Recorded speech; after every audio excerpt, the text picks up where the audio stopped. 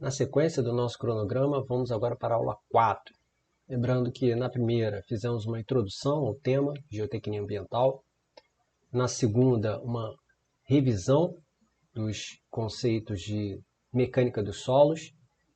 Na aula 3, abordamos os critérios de classificação de resíduos, entre resíduos perigosos, não perigosos, e esses últimos subdivididos entre inertes e não inertes.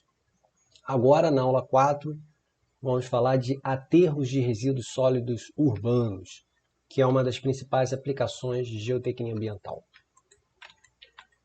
Vamos seguir o sumário com uma introdução, depois conceitos e critérios de projeto, seleção do local, aspectos operacionais de aterros e, por fim, projeto.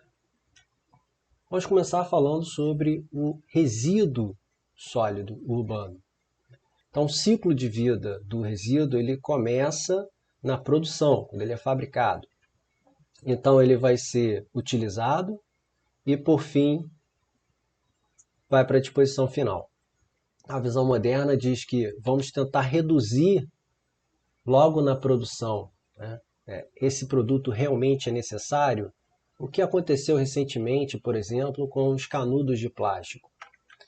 Depois, sendo necessário, na disposição final, a gente pode, ao invés de encaminhar para o aterro sanitário, reutilizar diretamente para o consumo ou na produção de um novo produto.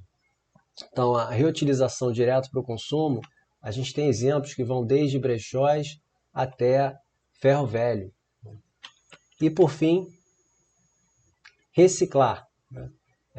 Tentar reaproveitar o máximo possível esse produto, mesmo que seja descaracterizado, seja desconfigurado, mas o material dele reaproveitado para a fabricação de um novo.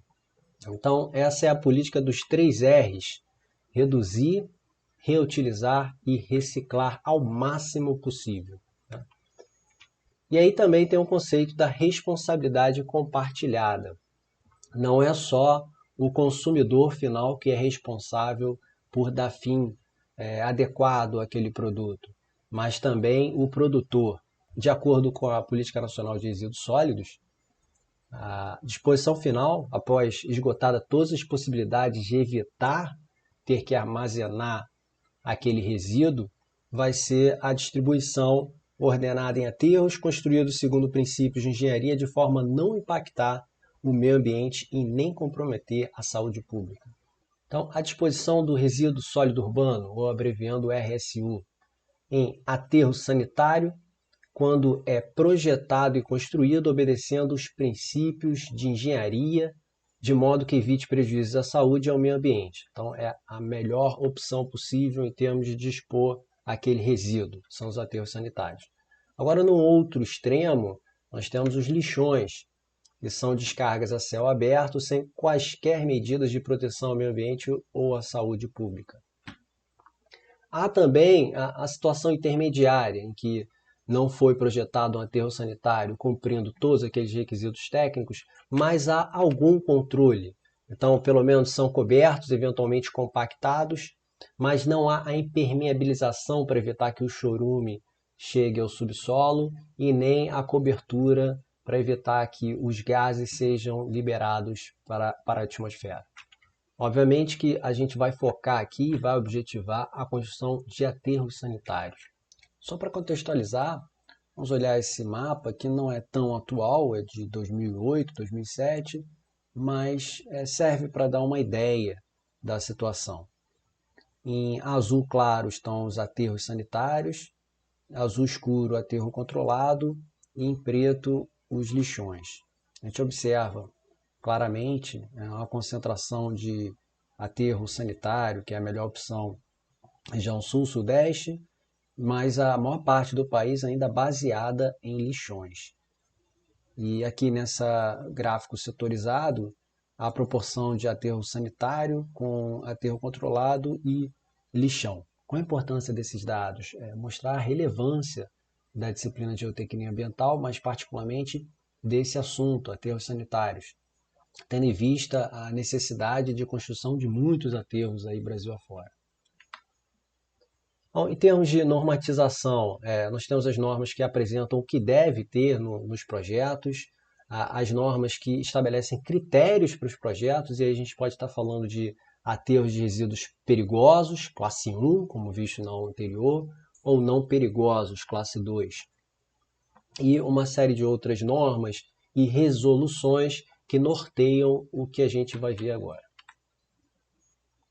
Então, quais são os conceitos e critérios de projeto? O objetivo principal, vai ser o pilar aqui para deduzir tudo que vem depois, é que o aterro sirva como disposição final de resíduos sólidos, controlando a emissão de contaminantes, tanto os líquidos quanto gasosos, e, consequentemente, evitando a poluição do meio ambiente.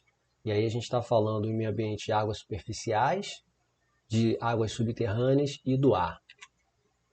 Aqui a gente vê um exemplo numa figura que representa o aterro com suas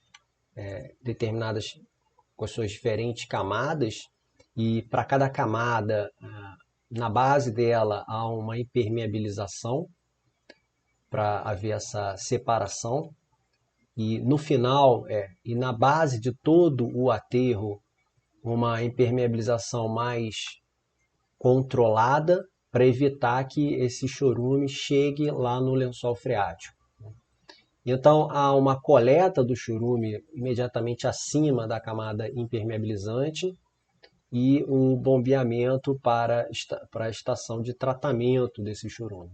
Para aí sim, quando ele alcançar lá a qualidade mínima, ele pode ser devolvido ao meio ambiente. Aqui agora ressaltando mais o aspecto da coleta de gases, né? Nessa outra figura fica destacada a separação em setores, né? Um setor que já está concluído e coberto com vegetação, um setor que está sendo executado, e a gente observa inclusive questões operacionais, que é o caminho, o tráfego de caminhões, e por fim aqui um setor que ainda está sendo preparado. Então a gente observa aqui essa base com os drenos, para começar a ser operado quando esse aqui estiver chegando ao final. Aqui mais em detalhes essa preparação do fundo, né? Tanto a drenagem, que são esses coletores, e tiver a camada drenante, que vai ser um material com uma alta permeabilidade, e essa manta, que é o impermeabilizante, para evitar que o chorume atinja as camadas inferiores. Aqui nessas figuras a gente consegue observar também um conceito importante, que são das células. Então a gente observa aqui células que são separadas por camadas de argila, normalmente, e esse revestimento não só separa uma das outras, como também separa do ambiente aqui, quando a gente tem o acabamento, o término de utilização desse aterro. A camada final ela vai ter uma espessura maior do que a camada que separa as células.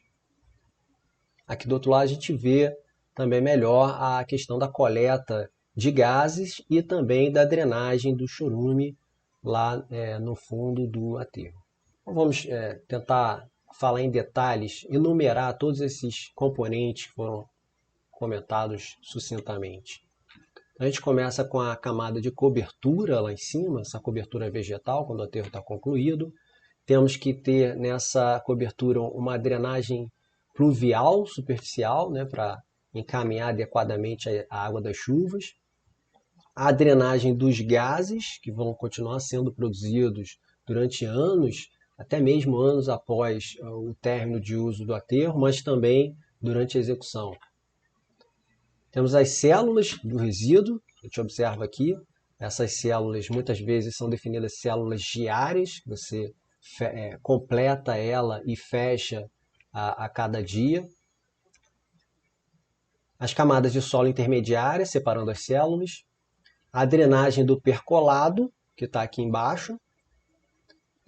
Percolado, ou lixiviado, ou chorume, chame como quiser. A estação de tratamento do percolado.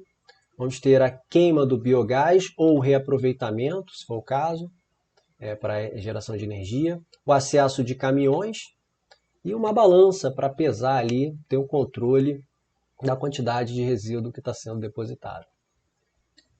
Os desafios geotécnicos, né, para o projeto de aterros. Então a gente começa com a estabilidade do talude, ele tem que estar estável, ele tem que estar estruturalmente seguro.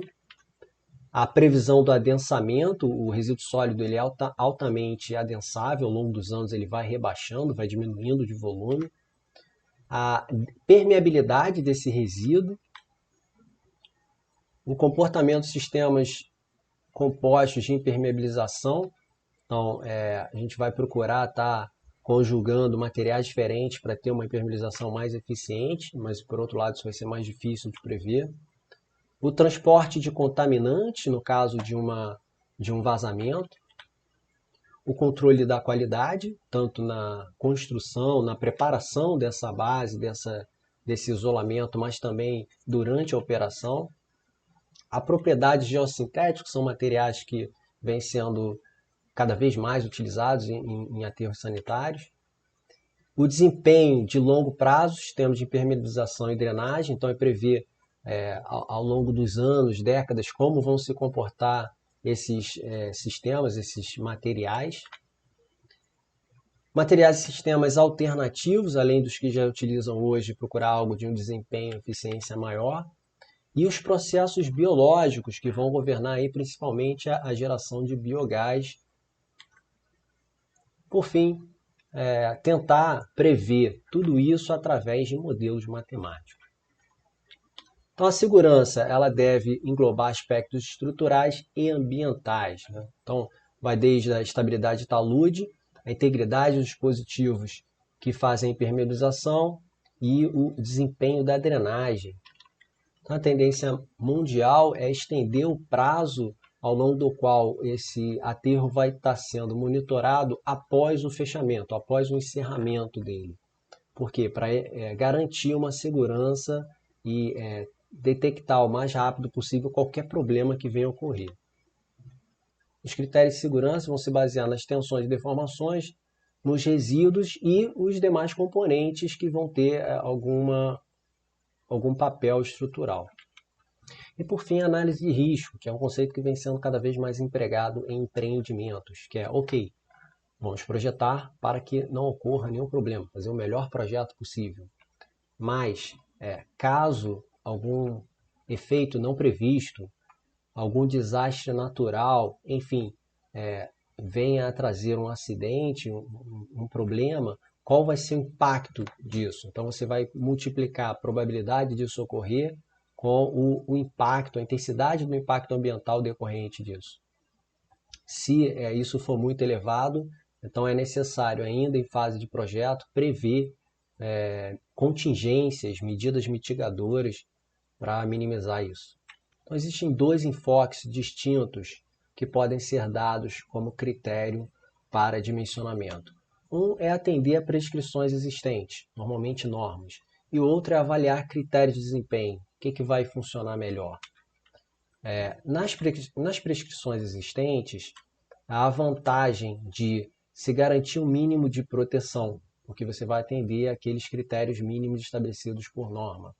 Tem a maior facilidade de projetar, mas também de aprovar junto aos órgãos licenciadores, porque se você atendeu aqueles critérios que vão estar objetivamente estabelecidos por norma, isso vai ser verificado e, se tiver tudo ok, vai ser aprovado.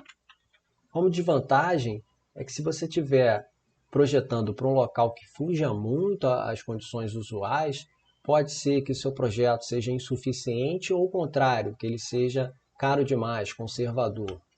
E aí surge como alternativa os critérios de desempenho, né, que aí tem como vantagem promover, estar sempre utilizando técnicas atualizadas, tendo em vista que as normas que prescrevem as condições, elas muitas vezes a gente está falando de normas de 10, 20, 30 anos.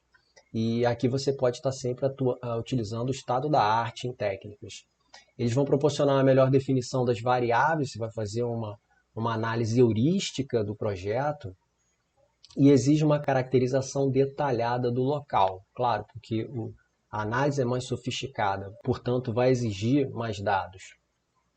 Como desvantagem, isso vai ser mais caro, né? Vai ser mais trabalhoso, consequentemente mais difícil, devido à complexidade, mais difícil de obter a aprovação final do teu projeto. E aí o ideal para se projetar, dimensionar os diversos elementos da estrutura do aterro é se basear em modelos matemáticos. Então eles podem ser utilizados para prever o escoamento superficial e subsuperficial na camada de cobertura, que é aquela instalada ao final do uso do aterro, para prever o transporte de poluentes através do revestimento do fundo e ver se ele vai ser satisfatório, se ele vai reter aquele poluente, para prever a geração de biogás, para calcular o recalque do resíduo sólido ao longo dos anos, tanto durante a operação, mas também após o término, a estabilidade dos taludes, que vão sendo construídos conforme vai avançando o aterro, e o comportamento de materiais geossintéticos que vão ter uma natureza diferenciada. O projeto ele começa efetivamente pela seleção do local, onde vai ser construído o aterro. O principal objetivo ao escolher o local é realizar a garantia da segurança estrutural e ambiental, com certeza. Viabilizar o impedimento da contaminação do ar, da água, do subsolo, da fauna e da flora. Minimizar custos com o transporte do resíduo, da onde ele é gerado até onde vai ser depositado, que é o aterro. Minimizar custos com desapropriações do terreno. Não vamos colocar o aterro num local em que a terra é mais cara, que o terreno é mais caro, que já está sendo ocupado. Minimizar a desvalorização das áreas de entorno. Então isso é importante, né? Onde você vai colocar um aterro, certamente no entorno vai ser impactado por isso, vai sofrer um desinteresse. Maximizar a aceitação da população, no final das contas, para você ter a aprovação para construir o aterro, para iniciar, é necessário ter a aprovação da população, a população que vai dizer a palavra final. Minimizar os impactos sociais e econômicos, isso é muito importante. Exemplos para tentar conciliar tudo que está aí, você escolher locais que já estão degradados, né? Um local que já sofreu, já teve uma deposição de material contaminante, um local que já é utilizado como lixão. Então, aí no projeto do aterro sanitário, ele vai prever a recuperação, no primeiro momento, a recuperação daquilo, né? E aí sim, a construção do aterro. Então, isso vai ser um fator positivo para todo mundo, inclusive a população, né? Ela não vai sofrer com a instalação de um novo aterro. Na verdade, ela vai ser beneficiada da recuperação de uma área que já está degradada, né? A melhoria das condições que estão ali. Então, os fatores envolvidos na escolha do local. Tem fatores técnicos, fatores legais, sociais, políticos e econômicos. Então, é uma questão bem complexa e sensível à escolha do local. Por isso aqui a gente vai apenas pincelar, citar alguns aspectos importantes, mas não vamos entrar em detalhes. Então, quais são as condições desejáveis para esse local? Baixa permeabilidade do solo, então que de preferência seja um solo argiloso. Por quê? Para evitar que o chorume chegue no lençol freático e, caso chegue nas camadas mais profundas, que ele não haja um fluxo significativo. O nível da água profundo, né, pelo mesmo motivo anterior. Alta capacidade de adsorção, que a adsorção é quando o contaminante ou a substância ela fica aderida nos grãos do solo. Capacidade de suporte, afinal de contas você vai botar uma sobrecarga ali com a construção do aterro, com a deposição do resíduo sólido. Homogeneidade material, obviamente, porque se você tiver muita variação, pode ser que numa área você tenha uma boa capacidade de suporte, uma baixa permeabilidade, mas do lado não. Pouca solubilidade química, né? Evitar aí a geração de lixiviado.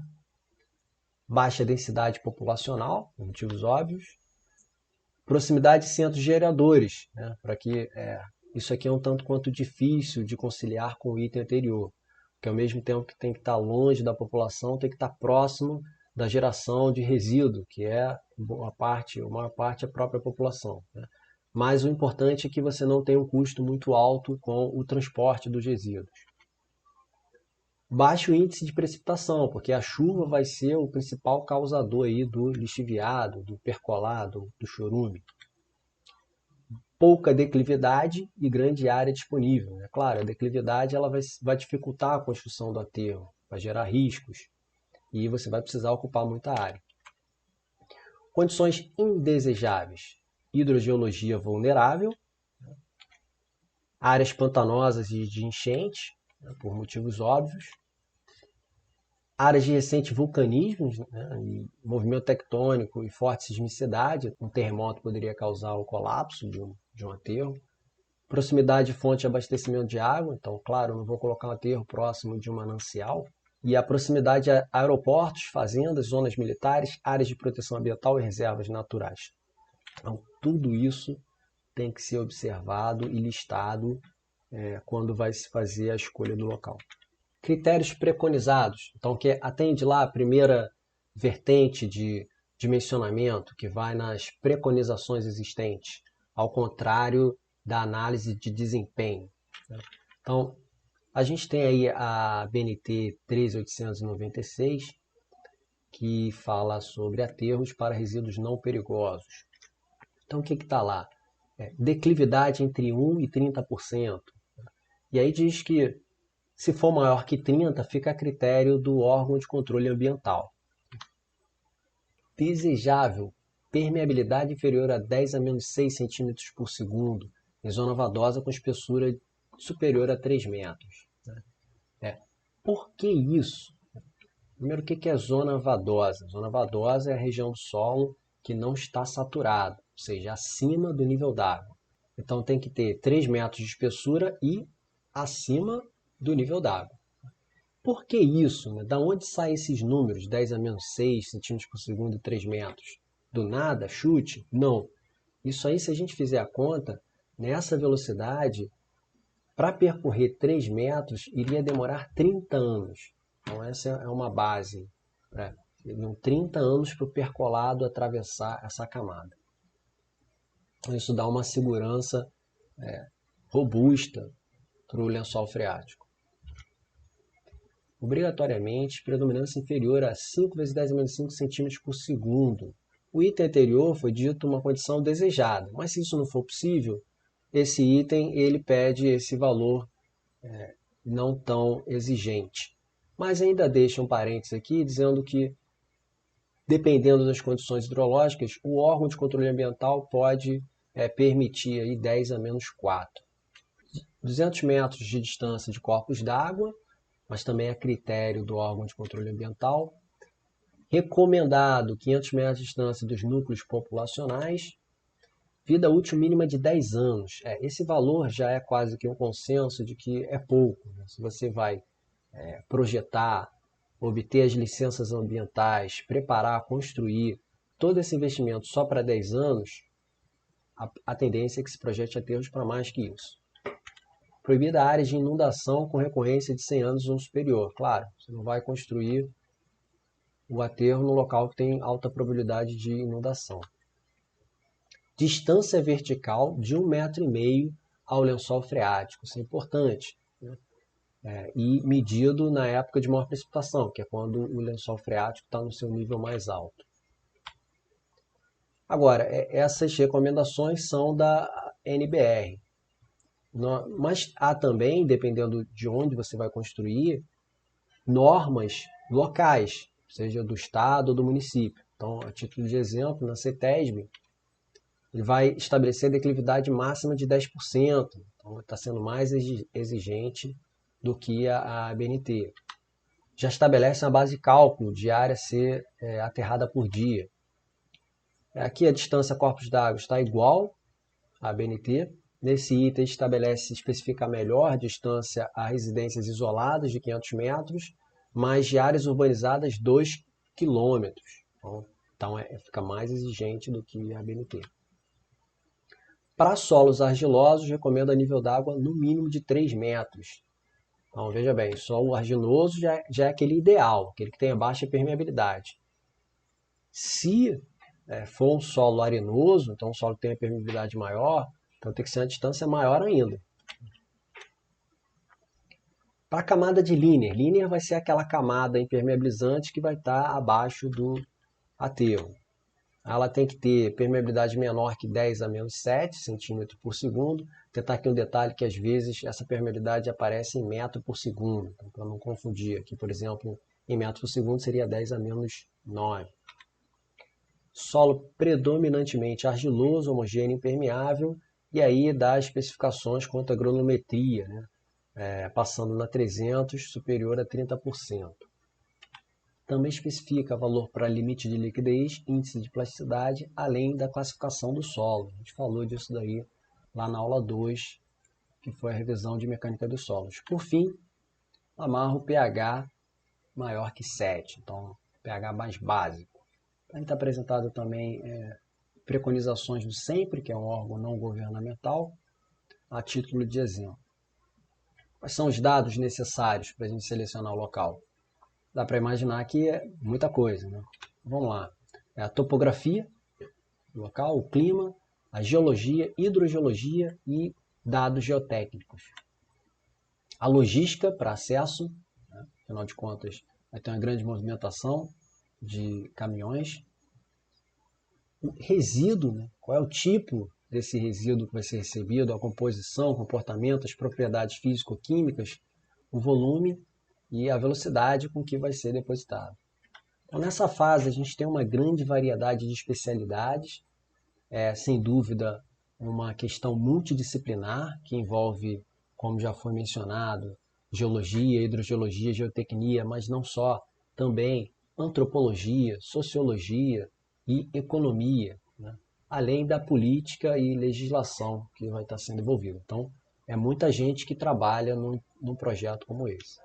Há como prática nacional, ainda até hoje, se definir critérios de dimensionamento com base na experiência dos membros. Também muito utilizado o sistema de informação geográfica, que vai facilitar aí a localização do empreendimento, a avaliação de, por exemplo, áreas de proteção ambiental no entorno, aeroportos, zonas militares, a questão da logística. Então, tudo isso que foi comentado aí facilita bastante se for resolvido com a adoção dessa ferramenta.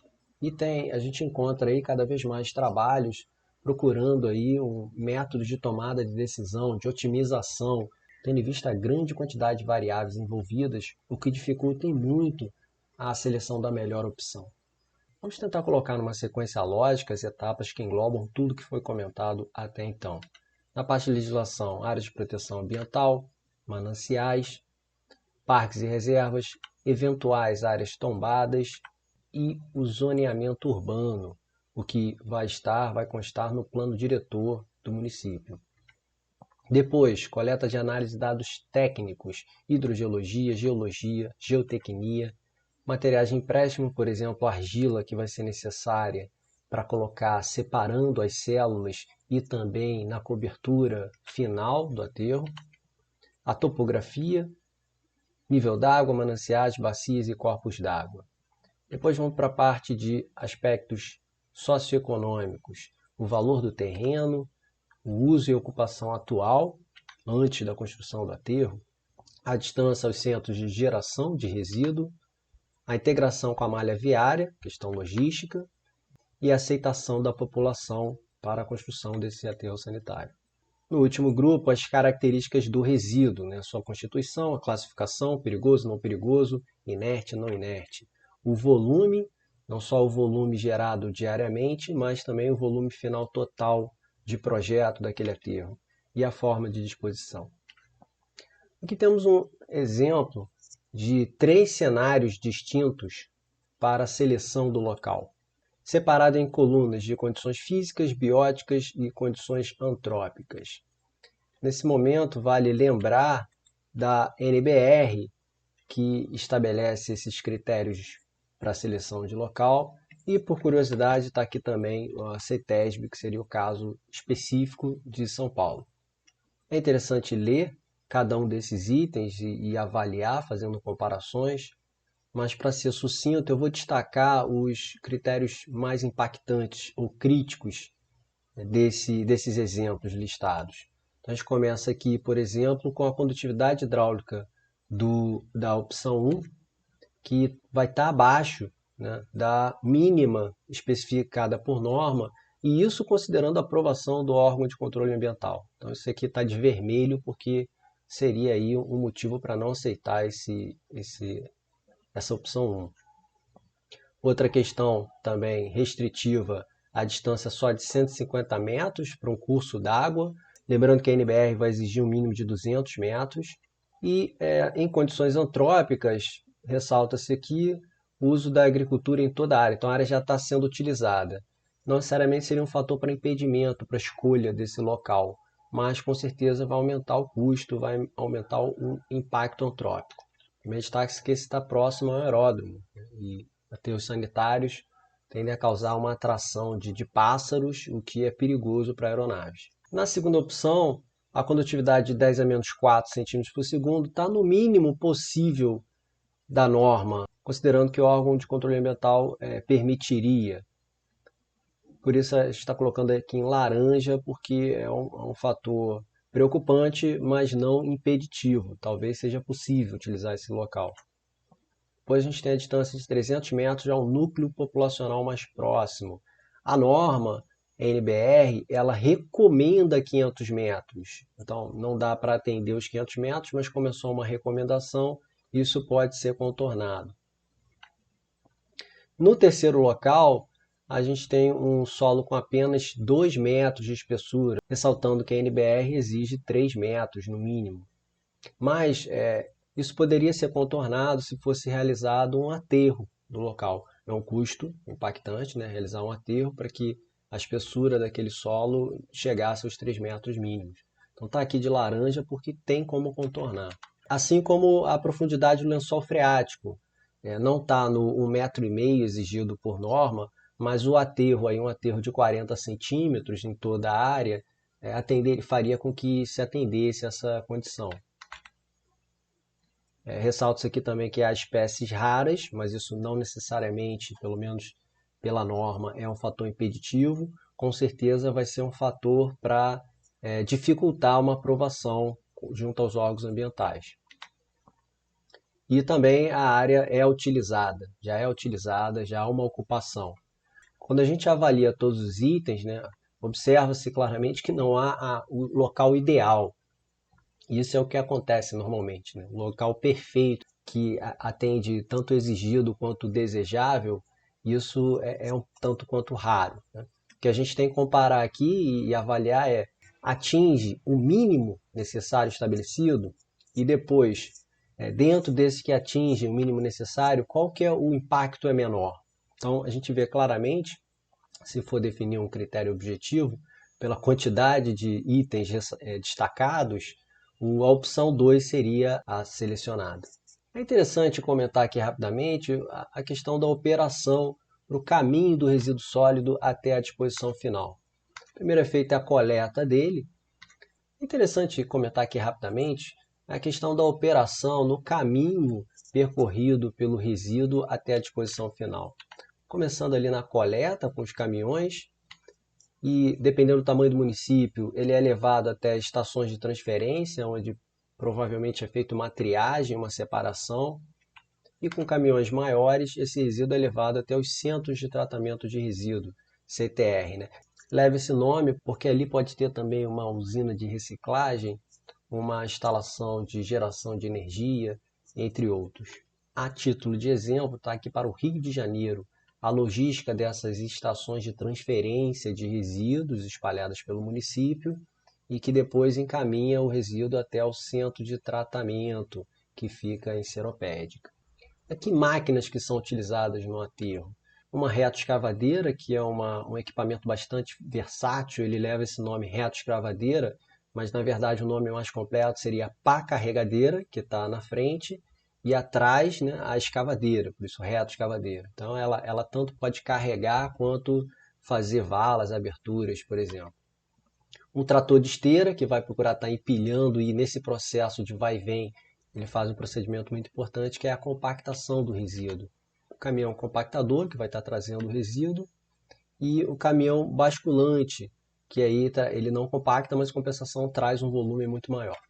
O caminhão basculante ele também vai ser utilizado para estar depositando ali aquela camada de argila que vai fazer a separação entre células e também a cobertura final. Quanto aos métodos de aterramento, se o terreno é plano e o nível d'água está baixo, é possível fazer o método de trincheira ou vale, onde é feita a escavação, a deposição do resíduo e depois pode-se aproveitar o próprio material que foi retirado dali, aquele solo, para fazer a cobertura final.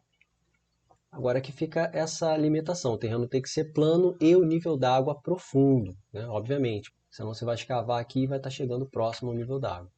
Uma outra opção, caso o terreno tenha uma inclinação considerável, mas a quantidade de resíduo depositada diariamente não seja muito elevada, é ir realizando valas e escavando valas e depositando sucessivamente nessa rampa. Por fim, se você tem uma área plana, mas o nível da água raso, diferentemente da primeira situação, costuma-se adotar o método de área, que inclusive permite comportar um volume elevado de resíduo diariamente. Nesse método são feitos alteamentos sucessivos com o resíduo. Um aterro sanitário, diferentemente de outros tipos de aterro, ele vai estar sendo construído durante a sua utilização. Consequentemente, as etapas de construção e operação acabam se fundindo um pouco. Começa com a drenagem e permeabilização do fundo, e aí faz-se a compactação das camadas do resíduo sólido urbano. A prática usual é utilizar o próprio trator de esteira, conforme eu comentei anteriormente, e recomenda-se de 3 a 5 passadas. A cobertura diária dessas células com 15 centímetros de um solo impermeável, argiloso, células de 2 a 4 metros com a drenagem no seu interior. Antes de lançar uma célula em cima de outra, é importante aguardar que finalize o processo de decomposição aeróbica, porque isso vai causar uma variação do volume. Chegando-se à altura final do aterro, é feita a impermeabilização e a drenagem dos gases e a drenagem pluvial, para, enfim, colocar os drenos verticais dos gases. E que materiais são utilizados durante todo esse processo construtivo? Um solo, para as camadas drenantes, utiliza-se um solo permeável, como os exemplos que estão aqui, e para as camadas impermeáveis, um solo argiloso. É possível e interessante reaproveitar os próprios resíduos e, desempenhando diferentes papéis específicos no aterro sanitário, são amplamente utilizados os geossintéticos, que são feitos de poliéster e polipropileno, e existem em diversos tipos. Vou comentar a seguir um pouco sobre cada um deles. Os geotextos, que podem ser tecidos ou não tecidos, apresentam uma boa resistência à tração e por isso são utilizados tanto para reforço quanto proteção e separação. E entre eles a diferença principal é que nos tecidos as fibras são orientadas, entrelaçadas, enquanto no não tecido há uma disposição aleatória. E por isso, nesse último tipo, eles acabam preenchendo melhor os vazios e impedindo a passagem de partículas. Então, os não tecidos são utilizados também para filtração. Geomembrana, que tem uma baixíssima permeabilidade, consequentemente é o principal produto utilizado na impermeabilização. Temos aí as geogrelhas, que também têm uma boa resistência à tração, então sendo utilizadas aí principalmente para reforço.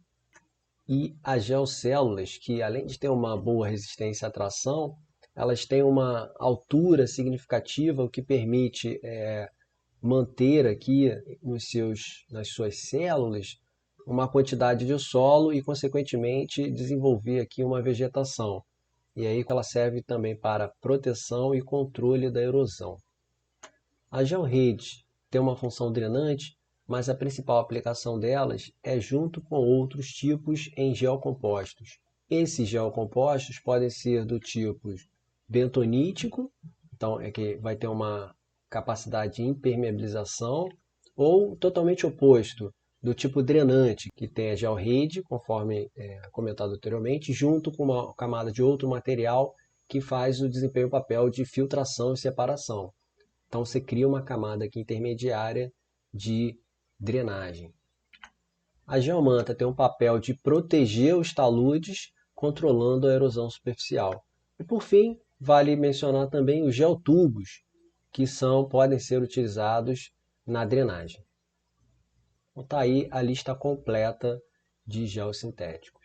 Um parâmetro muito importante para o dimensionamento é o tamanho da célula diária. Essa célula ou essas células que serão preenchidas, compactadas, revestidas diariamente, além de ter preparado ali a sua drenagem de fundo. Ou seja, existe um montante, uma quantidade de material que é consumido em função dessas células diárias. Bom, imaginando aqui que nós temos uma determinada altura, a camada do aterro, e essa aqui é a célula diária, com uma largura de frente e profundidade, além de uma altura que vai ser calculada. Bom, essa é a fórmula para obter a altura em função do volume e da declividade do talude. Lembrando que essa declividade a gente mede em quantos metros na horizontal para cada metro na vertical. É um valor comumente adotado em projeto inicial, projeto básico, é de P igual a 3. Tendo agora tanto volume quanto altura e considerando a profundidade igual à frente de operação, é possível obter essas dimensões pela raiz do volume dividido pela altura. E por fim, calcular a área a ser coberta com o solo diariamente. Vou fazer um exemplo em que é pedido para dimensionar essa célula diária para uma população de 2.500 habitantes, considerando a produção per capita de 0,8 kg habitante dia. Então, começando, a primeira fórmula que falamos foi para obter a altura dessa célula diária, que é em função do volume e da declividade do talude. O volume diário a gente vai obter a partir da produção. A gente está falando de 2.500 habitantes e 0,8 kg por habitante dia. Então, são 2 toneladas por dia. Agora, é importante converter de massa para volume. Considerando esse gama como 0,7 tonelada por metro cúbico, então basta dividir a massa e aí chegamos a 2,86 metros cúbicos por dia. Agora sim, esse é o volume da célula diária. Jogando na fórmula vista inicialmente, a gente obtém a altura da célula de 0,68 metros, ou seja, 68 centímetros. Não está dentro daquela faixa recomendada, mas vamos lembrar que é um aterro para um município pequeno. Agora, jogando na segunda fórmula vista, a gente pode obter o L e o B.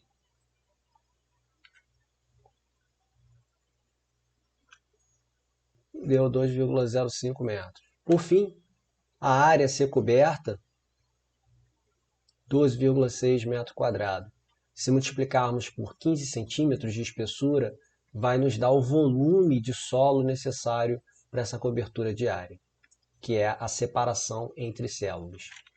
Agora vamos falar do revestimento de fundo. Então, a gente começa ali com o subsolo, o solo natural da região, e aí no primeiro passo temos uma camada impermeabilizante, que vai ser a CCL, que é Compacted Clay Liner. Usualmente adotado 1 metro de CCL, considerando um gradiente hidráulico de 1 metro por metro, e nesse momento é importante lembrar da equação de Darcy, da percolação em meio poroso, para um tempo superior de 30 anos, é necessário que a permeabilidade dessa camada seja inferior a 10 a menos 7 cm por segundo. Depois vem a camada de geomanta, gel composto impermeabilizante ou uma combinação dos dois para garantir um projeto mais robusto. A geomembrana é um excelente material para impermeabilização, mas ele tem uma baixa resistência comparado com outros tipos de geossintético, como a geogrelha, por exemplo. Por isso é necessário que haja uma proteção para a geomembrana, antes de colocar o que vem acima, que vai ser a drenagem. Essa proteção pode ser um gel têxtil ou um gel composto impermeabilizante. Estando a geomembrana protegida, aí vem a camada drenante, que é onde vão ser instalados tubos de drenagem. Essa camada de drenante pode ser um material granular, como brita, uma gel-rede ou gel composto drenante. E também tem estudos sendo feitos sobre a possibilidade de utilizar resíduo reciclado nessa camada. Bom, e aí tem uma camada de separação da drenagem para o que vem depois, que vai ser o resíduo. Essa camada de separação pode ser um solo com uma granulometria mais fechada, que é de drenagem, né, intermediária, ou um gel composto. Por fim, vem os resíduos que serão depositados em camadas sucessivas. E como é que é feito o projeto, o dimensionamento dessa camada de impermeabilização? Bom, de maneira geral, para o Brasil, até onde eu sei, não há uma norma geral. Mas, por exemplo, para a CETESB, em se tratando de classe 1, que é resíduo perigoso, é necessário uma CCL com 1 metro de espessura e permeabilidade menor que 10 a menos 9 metros por segundo. É importante lembrar que aqui está em metro, ou seja, passando para centímetro por segundo, seria 10 a menos 7 centímetros por segundo.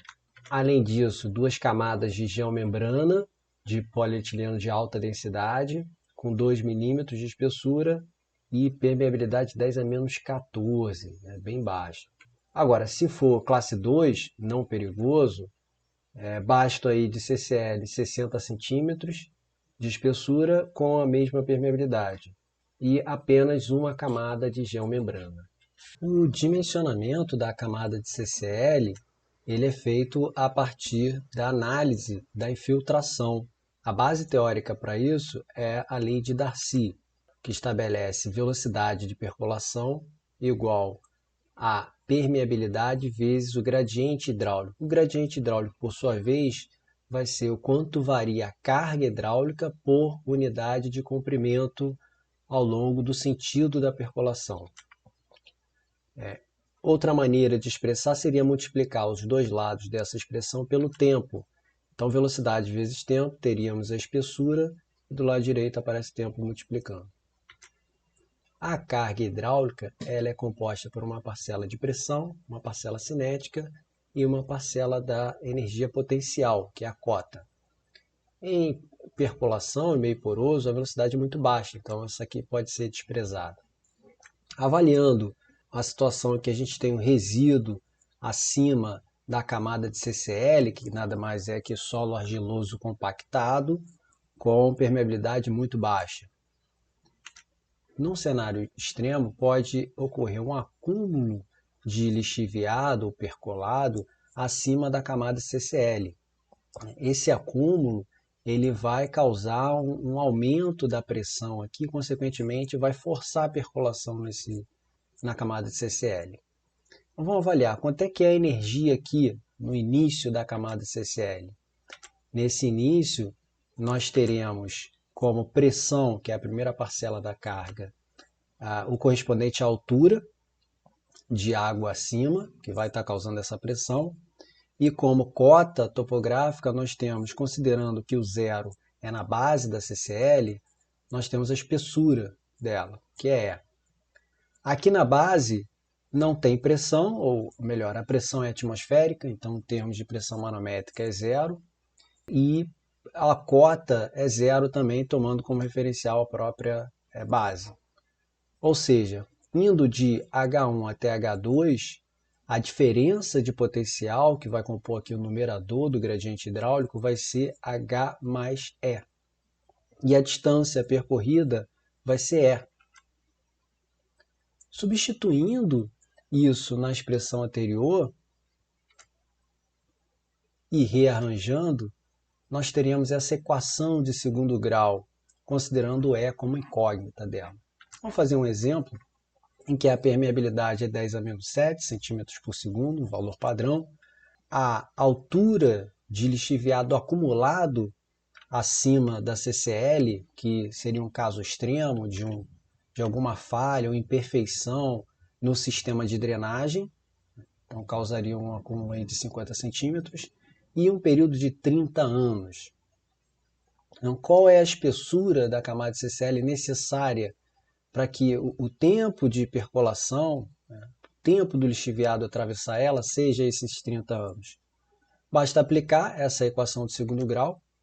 O tempo, que são 30 anos, precisamos passar para segundo, o que vai dar 3.600 vezes 24 horas, vezes 365 dias, vezes 30 anos. ou seja, 9,46 vezes 10 a oitava segundos, o que equivale a 30 anos. O K vezes o T vezes H vai ser K 10 elevado a menos 7, detalhe que a gente está mantendo como unidade de comprimento centímetro, vezes o tempo, que já calculamos, vezes a altura, que são 50 centímetros. Resumindo, a equação do segundo grau vai ficar elevado ao quadrado menos K vezes T, que vai ser 94,6, vezes o E, menos 4.730 igual a zero. Essa é a típica equação de segundo grau. Para resolver, temos a equação de Bhaskara, onde o B vai ser o menos 94,6 e o C menos 4.730. O A, que é o que multiplica o E, é 1. Fazendo essa conta, nós teremos que o valor de E pode ser 47,3 mais 83,5 ou menos 83,5. Se for menos, vai dar valor negativo, que não faz sentido, porque tem que ser a espessura da camada. Então tem que ser mais, e isso resulta em 131 centímetros, ou 1,31 metro. Essa então é a espessura que a camada de argila compactada tem que ter para atender essas condições. Os fatores que influenciam a permeabilidade são o tipo e a característica do solo, a energia utilizada para a compactação e o teor de umidade. Nesse último item, lembrando lá da nossa revisão de mecânica dos solos, para uma mesma energia de compactação, diferentes valores de teor de umidade vão resultar tipicamente uma curva como essa, de peso específico versus umidade. Percebe-se claramente que há uma determinada umidade para a qual o peso específico alcançado é o máximo. Peso específico maior, em outras palavras, significa solo mais compactado, e é o que a gente quer, que quanto mais compactado ele tiver, melhor a resistência e menor a permeabilidade. Então esse ponto aqui é chamado de umidade ótima, que é a umidade que a gente vai procurar estar em campo ajustando o solo antes de iniciar a compactação da camada. Agora, é importante observar que dificilmente você vai alcançar exatamente a umidade ótima no momento da compactação. E aí, observa-se que para umidades menores que a ótima, a permeabilidade aumenta mais do que para umidades maiores que a ótima. Isso significa que, se por um acaso a sua umidade no campo, no momento antes de compactar, está ligeiramente acima da ótima, esse é um cenário melhor do que estar ligeiramente abaixo da ótima. O controle tecnológico da compactação ele é feito com ensaios in situ e existem normas para especificar a quantidade de furos que devem ser feitas, dependendo da quantidade da área sendo compactada.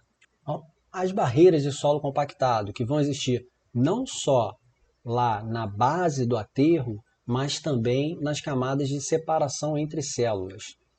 As características desejáveis são baixa condutividade hidráulica, resistência adequada, baixo potencial de contração e compatibilidade química com os lixiviados do resíduo, para que não ocorra a geração de outros lixiviados à medida que o percolado do resíduo atravessa a camada compactada.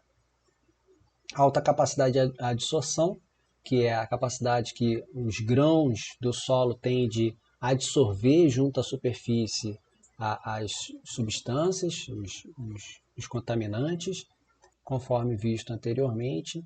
Isso acaba causando um retardo da percolação do contaminante. A baixa difusividade, para que não haja uma grande difusão do meio. Lembrando, difusão é um dos mecanismos de transporte de poluente meio poroso, que é estudado lá em fenômenos de transporte.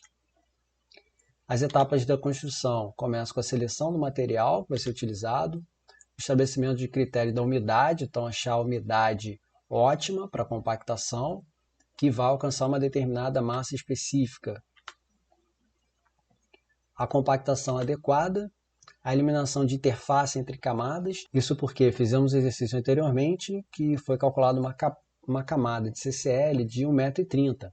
É claro que essa camada de 1,30 m ela não é compactada de uma vez só, Normalmente você vai executando em subcamadas de 20 centímetros cada uma. E ao terminar de compactar uma camada, antes de lançar a próxima, é importante você dar uma leve escarificada na superfície dela para melhorar a aderência entre subcamadas compactadas. Importante evitar o ressecamento e contração, porque o ressecamento vai causar retração, o que vai provocar fissuras, e essas fissuras vão permitir a percolação fácil do lixiviado. Agora vamos falar do projeto de drenagem do fundo. Como objetivo, ele tem captar e direcionar a migração de água efluente de forma controlada, diminuir a carga hidráulica sobre o sistema de permeabilização. Conforme a gente fez no exercício anterior, a quantidade de lixiviado que vai conseguir penetrar na camada de CCl está diretamente associado a essa altura de lixiviado que vai acumular acima da camada de impermeabilização. Então, a drenagem ela vai minimizar esse valor que a gente considerou no exercício 50 centímetros, mas a verdade é que quanto menor ele for, menos vai penetrar e atravessar o CCl. E, por fim, a coleta do chorume, que tem que ser direcionado para a estação de tratamento. O dimensionamento, primeiro, ele é feito com uma estimativa da vazão a ser drenada, o que se baseia no balanço hídrico. Depois é estabelecido o diâmetro dos drenos e o espaçamento entre eles. Esse balanço hídrico ele vai determinar a vazão a ser drenada, começando com a infiltração que ocorre de água no aterro, proveniente principalmente da chuva, mais a umidade que está no próprio resíduo, menos a quantidade de água que vai ser consumida em reações químicas biológicas e a quantidade de água que vai evaporar. Metodologias para calcular isso. Existem métodos empíricos simplificados. Aumentando aí o grau de sofisticação, temos softwares que permitem um cálculo ainda analítico mais detalhado. E, por fim, métodos computacionais ou numéricos, que aí vão tentar aproximar o máximo possível o modelo da realidade. Para quantificar essa vazão de lixiviado, nós temos a recomendação do IBAN, e aqui não está escrito errado, não, é isso mesmo. Nesse caso, significa Instituto Brasileiro de Administração Municipal. Temos a equação que dá essa vazão de percolado igual a uma constante, um coeficiente, vezes a área do aterro. Essa vazão diária vai estar em metro cúbico por dia e a área em metro quadrado. O coeficiente é recomendado com base no tipo de cobertura do aterro e a unidade metro cúbico por dia por metro quadrado. Agora, esse é um modelo muito simples, porque não considera a quantidade de precipitação do local. O que a gente viu, de acordo com o balanço hídrico, que é uma das frações que contribuem para a formação do lixiviado. Para contornar isso, tem um método suíço que vai calcular a vazão do percolado, agora em litro por segundo, pela precipitação anual média em milímetros, vezes a área do aterro, dividido pelo tempo de um ano em segundos, vezes um coeficiente, que vai depender do grau de compactação. Para calcular um exemplo, vamos considerar um aterro sanitário com área de 100 metros quadrados e precipitação anual de 1000 milímetros. Utilizando o método do IBAN, tendo em vista que se trata de um aterro sanitário, então ele vai ter uma cobertura adequada, vamos pegar o valor de C da primeira opção e multiplicar pela área, que é de 100 metros quadrados. Isso vai resultar em 0,04 metro cúbico por dia. Para passar para a unidade solicitada pelo enunciado, então metro cúbico são 1000 litros e por dia vai ser dividido por 24 e dividido por 3.600. Então o resultado 4,6 vezes 10 a menos 4 litros por segundo. Já pelo método suíço, assumindo uma compactação boa, tendo em vista que é um aterro, vamos utilizar o C aqui entre 0,25 e 0,15, na média 0,2, vezes a precipitação que é de 1000, de acordo com o enunciado, e a área de 100 metros quadrados, obtendo aí 6,3 vezes 10 a menos 4 litros por segundo. O método suíço deu um valor significativamente maior porque ele considera a precipitação, e nesse caso a precipitação é significativa. Agora, para falar sobre os dutos, é importante ressaltar que há diferentes maneiras de fazer a disposição, o arranjo deles no fundo. Mas, de uma maneira geral, nós teríamos poços de visita e pelo menos um poço de coleta. Esse poço de coleta é para onde todo o lixiviado vai ser direcionado e posteriormente bombeado para a estação de tratamento de efluente. O próximo passo é prever o espaçamento entre drenos. Bom, o cenário que a gente tem, possivelmente uma inclinação, não só a inclinação ao longo do duto, que é o que a gente viu nesse slide anterior, que é recomendado 2% de inclinação ao longo do duto, né? Afinal de contas, o escoamento no duto de drenagem ele é por gravidade, então tem que ser essa inclinação, que é considerável. Mas pode haver também uma inclinação perpendicular ao duto, que está aqui assumido como alfa, sendo que esse duto vai estar logo acima da camada de argila compactada. Então o que ocorre é essa percolação numa determinada vazão e velocidade e, eventualmente, um acúmulo de lixiviado acima da camada compactada.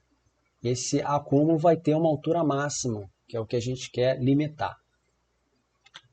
Há diferentes fórmulas na literatura que vão estar considerando aí todos os parâmetros comentados, sendo eles a altura máxima, o espaçamento entre drenos, o gradiente hidráulico, que pela fórmula de Darcy pode ser calculado pela velocidade de percolação dividido pela permeabilidade do meio.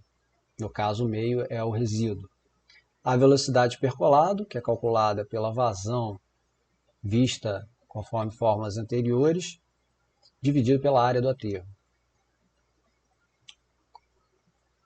Considerando que essa inclinação perpendicular aos dutos é zero ou desprezível, então é um cenário mais fácil de calcular, a gente pode até deduzir a fórmula analiticamente, assumindo que teríamos para um determinado duto a contribuição de metade de um lado e metade do outro lado desse acúmulo de lixiviado. E aí, partindo da equação de Darcy, lembrando que o gradiente hidráulico é a carga dividida pela distância percorrida ao longo da percolação, e aí esse valor médio vai ser partindo da carga máxima, que vai ser Y máximo, dividido pela distância percorrida, que é S sobre 2. A área, por sua vez, que vai estar fora desse plano aqui do slide, é essa altura vezes o comprimento dos dutos. Substituindo na expressão anterior, então ficamos com isso. O sobre 2 pode ir para cima, multiplicando o 2 que já estava lá, e o y máximo aparece duas vezes, ficando elevado ao quadrado. Por outro lado, essa vazão que vai ser drenada, ela vai ser igual, tem que ser igual à vazão que é percolada, que é a velocidade de percolação vezes a área.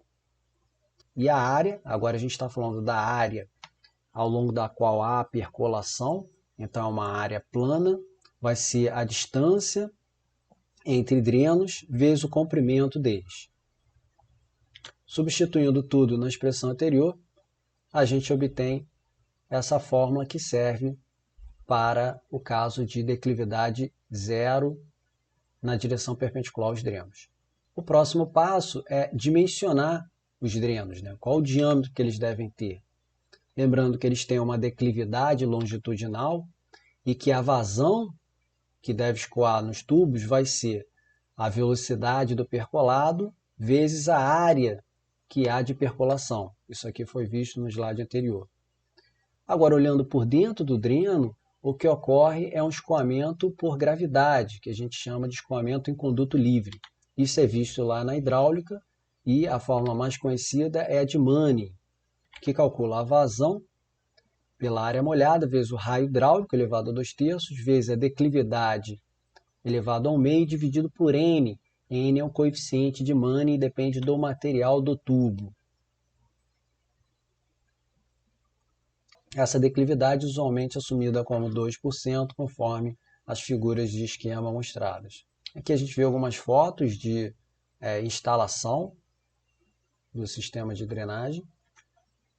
E um problema importante que deve ser atentado é o da colmatação, que é o acúmulo de matéria orgânica, tanto no duto como na camada do filtro. E para evitar essa colmatação, é importante ter um acesso para fazer uma limpeza e coleta periódica. Pode ser feita também uma limpeza por retrolavagem do lixiviado. Uma opção seria não utilizar o filtro, né, que é um local onde vai ocorrer essa colmatação, se for permitido pelo órgão que vai licenciar e autorizar o projeto. E, por fim, dimensionar uma passagem forçada, mesmo com colmatação. Bom, o próximo item que a gente vai falar é da drenagem dos gases. Não? O gás é gerado por processos físicos, químicos e microbiológicos dentro do aterro. Apesar de termos todos esses componentes, o principal são os processos microbiológicos. A taxa de produção ela vai depender de uma série de fatores, entre eles condições naturais e antrópicas, que vão afetar na população microbiológica, que é o principal agente de produção de gás. Em aterros de grande porte, essa produção de gás vai variar entre 0,05 e 0,40 metro cúbico por quilograma de resíduo. A composição do resíduo é um fator importantíssimo para determinar a produção, e entre outros fatores tem-se o teor de umidade, conteúdo de nutrientes, o conteúdo de bactérias, o pH e a temperatura. Para ter uma ideia desse gás que é gerado, nós temos uma série de substâncias, mas a que vai compor a parcela mais expressiva é o metano. A geração desse gás ela vai continuar durante décadas após o fim da operação do aterro. Então, por isso, esse dimensionamento ele deve levar isso em consideração, não só a fase de operação, mas o pós-operação. Um dos métodos mais conhecidos é o do Skull Canyon. Ele leva esse nome porque ele foi calibrado com base em dados medidos num aterro chamado Skull Canyon, que fica lá nos Estados Unidos. Então, por isso é um método basicamente empírico. Ele ignora os 2 primeiros estágios da atividade da bactéria, então parte do terceiro. Ele assume que a taxa de produção de gás ela alcança o seu pico quase que imediatamente e a partir de então decai com uma função exponencial, né, o que considera um decaimento de primeira ordem, né, conforme a matéria orgânica é consumida. Essa é a expressão onde se tem essa taxa de produção de betano no ano T, em metro cúbico por ano, calculada pela quantidade média de resíduo que vai ser depositado anualmente ali. Esse coeficiente, que é o potencial de geração do metano, metro cúbico de metano por tonelada de resíduo. E o valor para essa constante, a gente pode encontrar na literatura, a título de exemplo, nessas faixas de valores, dependendo do tipo de resíduo. O K é a constante de geração, que vai ajustar essa velocidade de decaimento. E também estão nessa tabela valores que vão depender não só do tipo de resíduo, mas também da precipitação anual.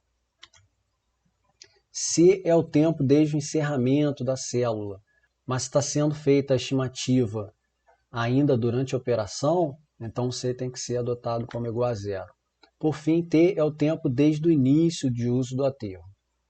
Agora, essa fórmula aqui ela tem uma limitação, que é considerar um valor médio de resíduo. A gente sabe que o aterro, a quantidade de resíduo depositado anualmente tende a ir crescendo conforme o crescimento daquele município que ele atende. Então, uma maneira de contornar isso é a gente derivar essa expressão em relação ao tempo, e ao derivar em relação ao tempo, nós temos essa primeira parcela que é constante, então vai dar 0, e a derivada da segunda parcela vezes a constante que está do lado de fora, vai resultar nessa expressão. Nessa expressão, então, agora a gente calcula a quantidade ou a taxa de produção de metano no tempo T, ou no ano T, referente ao resíduo que foi lançado no ano I.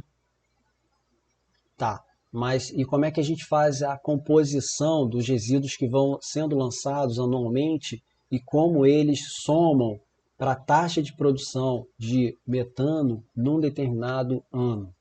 Bom, isso pode ser feito por esse somatório, onde o RI vai sendo alimentado com as quantidades de resíduos depositados anualmente desde o início de operação do aterro. Esse método, por exemplo, é utilizado pela Agência de Proteção Ambiental dos Estados Unidos em softwares que ela desenvolveu e disponibiliza gratuitamente. Bom, até então a gente está falando na quantidade de metano que é gerada. E caso não haja nenhum sistema de controle, por exemplo, no lixão, esse metano vai ser integralmente liberado para o ambiente. Agora, e se tiver um sistema de controle? Então tem um modelo dessa mesma agência que vai se basear, primeiro, na eficiência do sistema de captação de gás e na eficiência do dispositivo de controle. Então, como é que ela funciona? Essa primeira parcela, ela desconta o que não é coletado. O que não é coletado pelo sistema de drenagem de gases, então vai diretamente para a atmosfera. É justamente essa parcela aqui. Na segunda parcela, nós temos aqui o que é efetivamente coletado. Então vai para o dispositivo de controle, que pode ser um queimador, um motor de combustão, uma caldeira ou uma turbina a gás. Mas esses sistemas, eles têm a eficiência deles. Eles vão deixar escapar uma quantidade de gás. Então, teremos na segunda parcela o que foi coletado multiplicado pela parcela que escapa do dispositivo de controle. Então, no final das contas, somando as duas, a gente tem um total que vai escapar, vai ser lançado ao ambiente num aterro que há um sistema de controle. Bom, mas para que haja essa captação e recuperação energética é necessário um sistema de permeabilização superior, poços de drenagem de biogás que atravessem verticalmente, mas também que horizontalmente conduzam o gás para essas colunas verticais, uma rede de coleta e bomba de vácuo, o que vai caracterizar um sistema ativo. O gás ele não vai sair apenas pela pressão interna gerada no aterro, ele vai ser bombeado. E grupos geradores ou usinas. Aqui estão alguns exemplos de uma perfuração num aterro onde não foi previsto, por exemplo, o sistema de drenagem, e você perfura e instala a tubulação. Mas também há situações em que o projeto prevê e aí vai sendo colocado, vai sendo preenchido desde o início. A título de exemplo, essa planta de recuperação do aterro de Gramacho, que foi financiado pelo Banco Mundial, mostra aí a locação dos poços de coleta de gases. Bom, lá no topo do aterro a gente vai ter a drenagem da chuva. Ela tem a função de evitar que haja infiltração de água proveniente da chuva, tendo em vista que isso vai aumentar a produção de lixiviado e, consequentemente, vai ter um custo maior lá no tratamento de efluente. Existe uma drenagem provisória, que é aquela que é feita durante a operação, então ao final do dia você tem que cobrir as células para não permitir que a água da chuva penetre ali. Mas existe a permanente, que é feita quando ao término das células. Então vão ser estruturas mais robustas, vão ter como elementos canaletas, escadas hidráulicas, tubulações, canais, estruturas de amortecimento de energia e bacias de sedimentação. Então tudo que é previsto em projetos de drenagem para taludes e estruturas de contenção em geral. É importante utilizar elementos flexíveis, tendo em vista os elevados recalques que ocorrem em aterros sanitários. E os métodos de dimensionamento seguem aqueles mesmos que são vistos e são aplicados para drenagem urbana e normalmente estudados na disciplina de saneamento ou drenagem. Vamos falar um pouco aqui também sobre as barreiras solidárias que podem ser previstas e são recomendadas para aterros sanitários. O que são essas barreiras? São elementos que vão atuar num eventual vazamento de lixiviado e penetração no solo. De uma maneira geral, tem-se o solo, da região onde vai ser construído o aterro, a água subterrânea e, numa determinada profundidade, a camada impermeável. A intenção é construir um aterro, então depositar uma certa quantidade de resíduo. Então, essas barreiras elas vão ter como função, primeiro, bloquear fluxos. Então, no caso de ocorrer um vazamento aqui, a gente constrói barreiras que vão impedir que o contaminante propague para a região ao redor. Também o objetivo de coletar, através de poços, os poluentes. Nesse eventual vazamento, você pode bombear e manter esse bombeamento e tratamento até que não haja mais quantidades significativas. Pode ter o objetivo também de manter ou até rebaixar o nível d'água, através de bombeamento também, mas mais intenso, ocorre o rebaixamento do lençol freático. Consequentemente, a gente pode escavar e aumentar o volume útil desse local. Então, como exemplos de materiais que podem ser utilizados nessas barreiras, argila compactada, diferentes combinações, cimento, betonita, solo, concreto, estaca-prancha de aço e cortinas com injeção de cimento, geomembrana e até camada de solo congelado.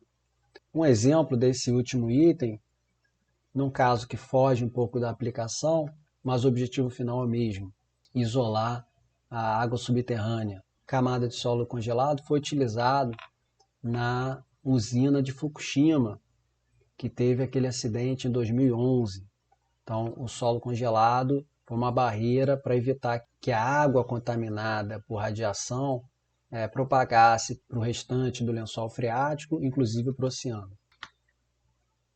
Então, resumindo, no projeto, nós temos que dimensionar a drenagem superficial da chuva, as células diárias, as camadas de impermeabilização, a drenagem de efluentes líquidos de fundo, que pode ser chamado de lixiviado, percolado ou, no termo mais popular, chorume, e a drenagem dos gases. Além do dimensionamento, projetos modernos de aterros sanitários prevêem o monitoramento deles. Então pode ser feito por inspeção visual, que pode detectar indícios de trinca, ensaios geotécnicos do resíduo, tanto in situ quanto amostras levadas para o laboratório, monitoramento da movimentação do aterro, tanto o recalque, que é um deslocamento vertical, mas também um deslocamento horizontal. Isso é importante porque antes de uma eventual ruptura vai ocorrer certamente um aumento muito grande nesses deslocamentos. Então eles podem ser utilizados como indício de uma futura ruptura. A pressão dos gases no interior do aterro, mas também a geração, que vai estar passando nos coletores de gases, e a emissão com detectores posicionados ao longo do aterro. A pluviometria, quanto está chovendo ali, para comparar com o previsto em projeto. A vazão de percolado, o que não é difícil medir, porque ele vai ser bombeado e direcionado para a estação de tratamento de efluente. E os postos de monitoramento, que permitem a medição do nível d'água e uma análise química do lixiviado. Por último, vamos falar um pouco mais em detalhes das propriedades do resíduo, dando uma ênfase na questão da geotecnia desses projetos. Com propriedades físicas, eles terão uma determinada composição gravimétrica, granulometria, teor de umidade, peso específico e permeabilidade. E mecânica, a compressibilidade e a resistência ao cisalhamento. Vou falar sobre cada uma delas rapidamente. A composição gravimétrica é avaliar em peso quais são as parcelas, quais são os elementos que estão nesse resíduo. Isso pode variar muito entre países e entre regiões de um mesmo país. Na granulometria, a gente tende a observar uma grande faixa de diâmetros de partícula pela própria natureza do resíduo. O teor de umidade ele varia não só pelo tipo de resíduo, mas ao longo da profundidade do aterro. O peso específico também vai depender muito do tipo de resíduo, mas também do grau de compactação e do tempo que ele está ali sofrendo recalque. Esse gráfico mostra, por exemplo, o recalque que vai ocorrendo ao longo do tempo no aterro. Percebe-se o quanto expressivo é esse recalque, chegando aqui na faixa de 40%, negativo porque ele diminui. Agora focando na análise de tensões. Um ensaio típico que é realizado é a montagem de um corpo de prova cilíndrico, onde é aplicada uma tensão de confinamento σ3 e na direção vertical uma tensão σ1. Um dos principais parâmetros analisados, assim como em solos, é a tensão de desvio, definida pela tensão σ1 menos σ3. Por que isso? Quando a gente olha para o círculo de Mohr, a gente observa que no plano em que a tensão cisalhante é máxima, ela vai valer o raio do círculo de Mohr, que vai ser σ1 menos σ3 dividido por 2. Né? Então, é o diâmetro dividido por 2.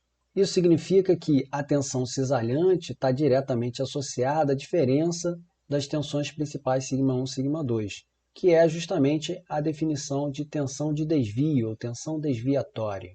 E o critério mais utilizado para a ruptura de solos, que é herdado também para a análise de aterros de resíduos, é o critério de Mohr-Coulomb. Nele é uma envoltória definida a partir de um valor de coesão que cresce com o ângulo φ, chamado de ângulo de atrito interno do solo. Então observa-se aqui que para cada valor de tensão normal, que é a tensão de confinamento, ele estabelece o valor de tensão de cisalhamento. Por quê? Os solos, eles rompem principalmente pelo cisalhamento, né? Diferentemente de outros materiais. E nos resíduos sólidos urbanos, a análise é feita também com base no cisalhamento. Só que tem um porém. Quando a gente avalia o ensaio tensão de desvio versus deformação axial para um solo típico, por exemplo, areia compactada, a gente observa essa curva aqui. A tensão desviatória vai crescendo, a tensão de desvio ela vai subindo conforme vai se compactando esse corpo de prova que está mostrado aí em cima, até atingir um valor máximo e a partir de então ele decresce. Então isso aqui caracteriza a ruptura desse corpo de prova. Não é uma coisa clara de se ver, como por exemplo a gente aplica a ruptura de uma barra de aço, ela se separa em duas partes. Com solo não é exatamente assim. Com solo que você vai ver são grandes deformações. No caso da areia compactada, há um valor de pico claro aqui. Na areia fofa não ocorre esse pico, mas as grandes deformações sim.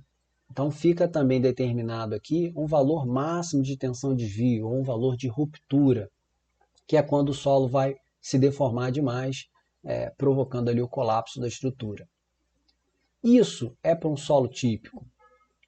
Quando a gente executa esse mesmo ensaio para um resíduo sólido urbano, acontece uma coisa curiosa. Essa tensão de desvio, ela sempre aumenta. A gente não observa esse ponto de ruptura ou valor máximo de tensão cisalhante. Por quê? Porque o resíduo sólido ele vai ter ali elementos que conferem uma resistência à tração, né? Por exemplo, plástico, né? O que não tem num solo típico. Então ele acaba não tendo essa ruptura clara. Por isso é necessário contornar e definir um critério para dimensionamento, né? Um critério para especificar uma tensão máxima de desvio que aquele resíduo pode suportar. E como é que isso é feito, sendo que aqui nesse gráfico a gente não observa essa tensão máxima? Isso é feito pré-estabelecendo um valor máximo de deformação axial. Sim, porque se essa deformação axial for muito grande, vai ocorrer uma série de problemas no aterro, como por exemplo a ruptura de elementos de drenagem, de gases ou de líquidos.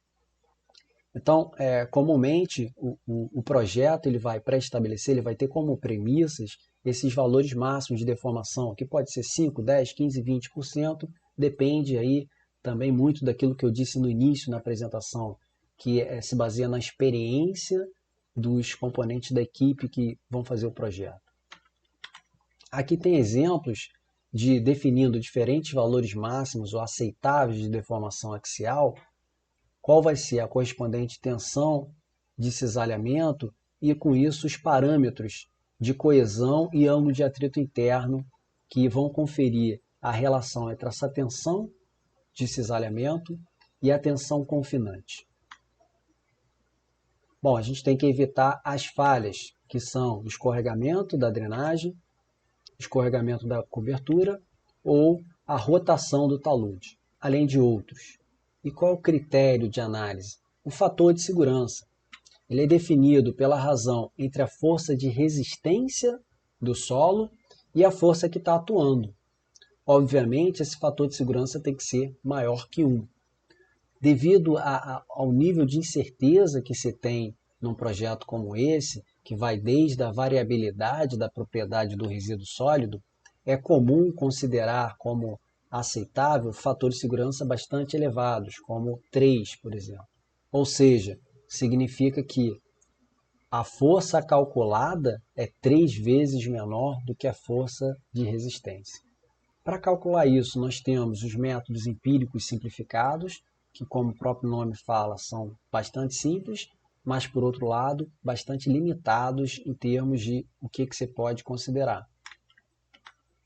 Avançando, temos os métodos analíticos e, o mais completo, mais sofisticado possível, os métodos numéricos.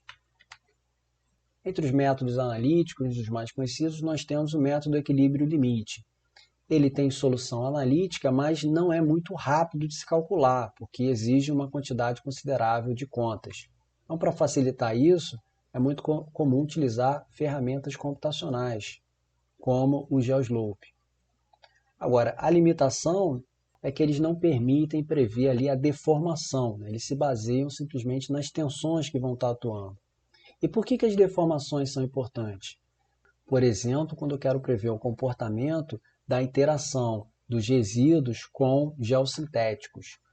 Nos geossintéticos, para prever a carga que vai ser mobilizada ou vai ser suportada por eles, é necessário conhecer a deformação que eles vão sofrer.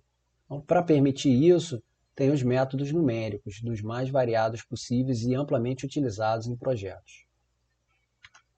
Bom, com isso a gente fecha essa aula, onde a gente começou com uma introdução, falamos dos critérios de projeto, sobre a seleção do local, que é um tema crítico. Rapidamente falamos sobre a operação e, por fim, no projeto, focando os materiais utilizados, o conceito de célula de área, o revestimento, permeabilização e drenagem de fundo, a drenagem dos gases, a drenagem superficial da chuva, barreiras subterrâneas, o monitoramento, as propriedades e principalmente as mecânicas dos resíduos sólidos urbanos, que tem uma característica diferenciada dos solos, apesar de ser utilizada a mesma metodologia. E, por fim, sucintamente comentada aí a análise de estabilidade de talude. Obrigado por assistir todo esse conteúdo até o final.